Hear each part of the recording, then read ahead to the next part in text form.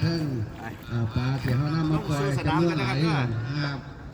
ขอให้เชี่ยนแหทุกท่านนะครับสื่อรักสื่อตัวแล้วก็ลงไปจองสถานที่นะครับที่ล่อพี่ล่อน้องที่เดินทางมาจังหน่อยนะครับตอนนี้กับเวลาผมจะ8 โมงตัวแค่นั้นเองนะครับบรรยากาศนี่ครับอากาศร้อนนะครับอากาศที่เย็นๆนิดหน่อยแล้วก็ล่อพี่ล่อน้องนะครับก็เที่ยง จะมันว่าหนาวนะเหรอ ทางหมู่บ้านเดินทางมาพัฒนานะครับกับล่องคลองกันนะครับ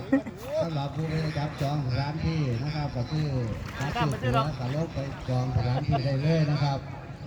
นี่คณะกรรมการนะครับบริการพี่น้องนะครับยางเลาะทุกจุดนะครับพี่น้องได้ครับได้ตัวแล้วก็ไปจองนะครับ200 100นะครับบ่แพงนะครับถือว่าร่วมสนุกสนานทั้งกันนะครับเพราะว่าสายบูชาเข้าที่เข้าลงไปเมื่อวันที่6ที่ผ่านมาว่าผิดหวังนะครับพี่น้องเที่ยงแหน